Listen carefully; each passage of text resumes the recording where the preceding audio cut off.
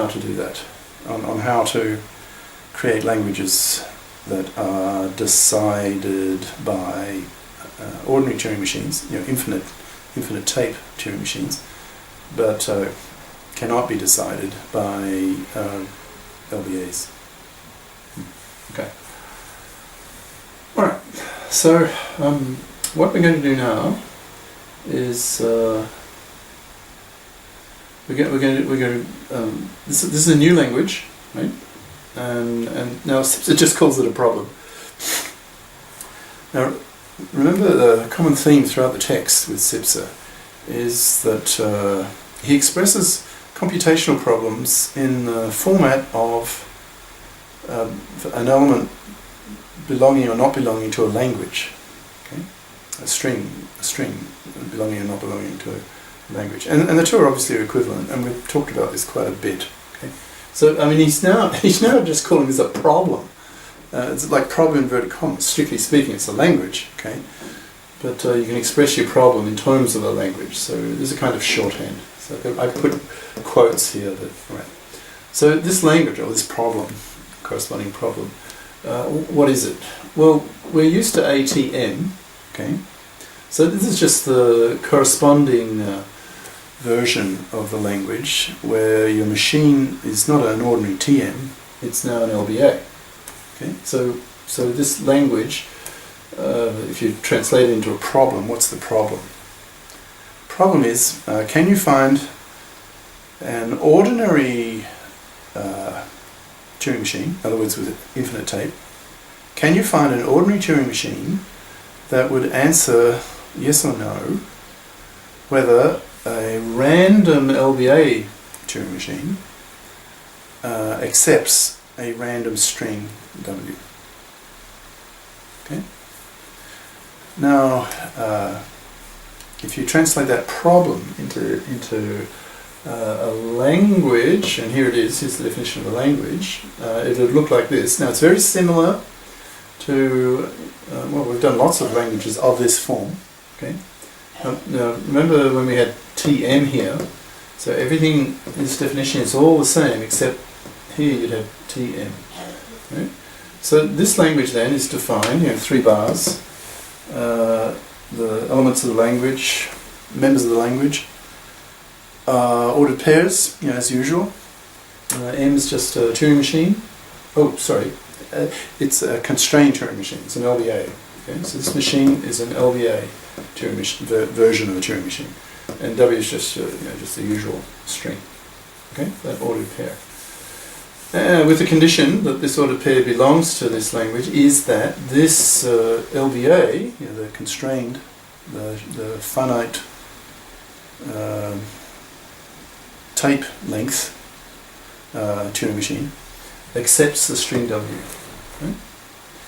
Now, what's interesting is now if this here were TM, this language we know because we proved it at length is undecidable.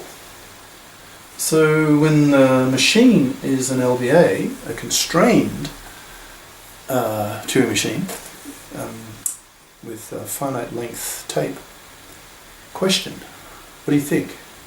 Will this language, will it be decidable or undecidable?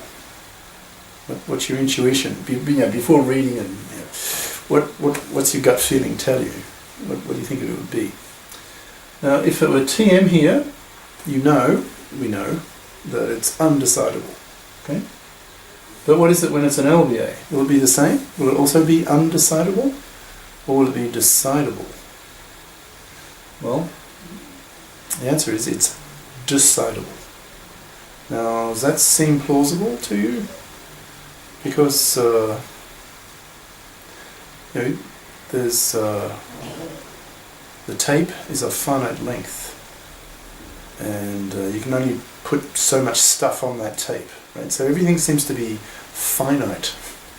So probably your intuition is telling you, oh, right, well, if it's also finite, then probably you can count it, right? And then so you can decide it in a sense.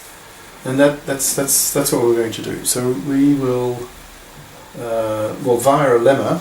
Remember, lemmas are sort of mini proofs often used as stepping stones for a larger proof that follows later. So we're going to need a lemma, we're going to need an interesting little result, which we will later use in a bigger proof. In fact, the proof that this language, problem, two equivalent, this language is decidable, can be decided. There is a Turing machine, a normal Turing machine, an infinite tape Turing machine that can decide this language, right? Okay, now, but before we prove that this language is decidable, we need a lemma, we need an intermediate result, which is interesting and pretty. I think, it's fairly easy. I think you won't have any trouble with it. And what's the lemma say? Well, it's lemma 5.8, so chapter 5, the 8th thing, that an LBA. If you make a list of all possible configurations, remember a configuration consists of three things: the state of the machine at a given moment, the contents of the tape at a given moment, and the position of the head at that same moment. Right? Those three things together, that sort of a three-tuple, if you like, they specify the configuration at that moment, at a particular step in a Turing machine computation. Okay. Now the lemma says that so you take an LBA and you try to calculate all possible different, distinguishable configurations. There will be a finite number of them. Is that exactly right? You can only have a limited number. A limited number of configurations. When your string, your input string, string W is of length n, little n. Okay. All right. So